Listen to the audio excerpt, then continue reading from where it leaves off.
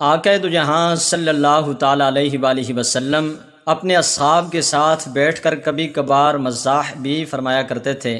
یوں بھی ہوتا کہ وہ مجلس مستقل ایک واقعہ اور قصہ بن جایا کرتی۔ ایک مرتبہ نبی کریم صلی اللہ تعالیٰ علیہ وآلہ وسلم اپنے رفقاء سیدنا صدیق اکبر، سیدنا عمر فاروق اور سیدنا عثمان غنی رضی اللہ تعالیٰ عنہم کی معیشت میں حضرت علی المرتضیٰ رضی اللہ تعالیٰ عنہ کے گھر تشریف لے گئے۔ سیدہ طیبہ سیدہ فاطمہ الزہرا سلام اللہ علیہا نے شہد کا ایک پیالہ ان حضرات کی مہمانداری کی خاطر پیش کیا۔ شہد اور خوبصورت چمکدار پیالہ، اتفاق سے اس پیالے میں ایک بال گر گیا۔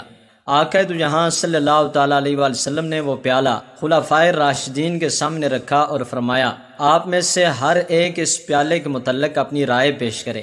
حضرت ابو بکر صدیق رضی اللہ تعالیٰ عنہ فرمانے لگے، میرے نزدیک مومن کا دل اس پیالے کی طرح چمکدار ہے اور اس کے دل میں ایمان شہد سے زیادہ شیریں ہے، لیکن اس ایمان کو موت تک باحفاظت لے جانا بال سے زیادہ باریک ہے۔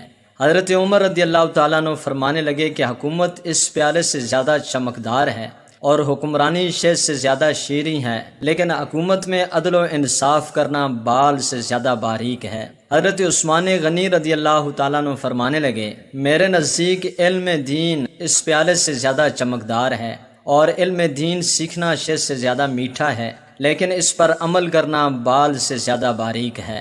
شیر خدا حضرت علی المرتضیٰ رضی اللہ تعالیٰ عنہ نے فرمایا، میرے نزدیک مہمان اس پیالے سے زیادہ چمکدار ہے اور اس کی مہمان نوازی شہد سے زیادہ شیریں ہے اور ان کو خوش کرنا بال سے زیادہ باریک ہے۔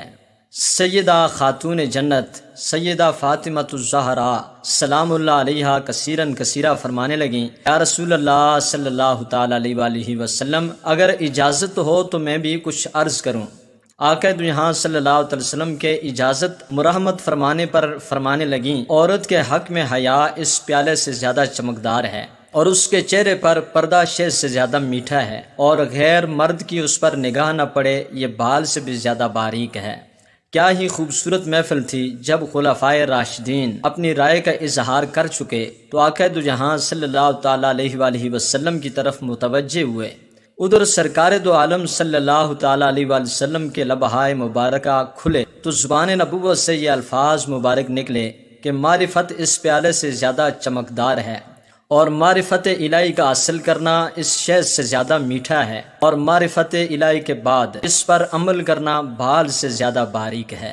ادھر زمین پر یہ مبارک محفل سجی تھی، ادھر رب ذوالجلال سے جبریل امین علیہ السلام بھی اجازت لے کر آپ پہنچے اور فرمانے لگے، میرے نزدیک رائے خدا چمکدار پیالے سے زیادہ روشن ہے، اور اللہ کی راہ میں خرچ کرنا اور اپنا مال اپنی جان قربان کرنا شہد سے زیادہ شیریں ہے، اور اس پر استقامت بال سے زیادہ باریک ہے۔ جب زمین پر سجی اس محفل میں سب اپنی اپنی رائے کا اظہار کر چکے تو جبریل امین فرمانے لگے، یا رسول اللہ صلی اللہ تعالیٰ علیہ وآلہ وسلم، اللہ تعالیٰ بھی کچھ ارشاد فرمانا چاہتا ہے۔ اللہ تعالیٰ نے فرمایا کہ جنت اس پیالے سے زیادہ چمکدار ہے اور جنت کی نعمتیں اس شہد سے زیادہ شیریں ہیں، لیکن جنت تک پہنچنے کے لیے پل صراط سے گزرنا بال سے زیادہ باریک ہے۔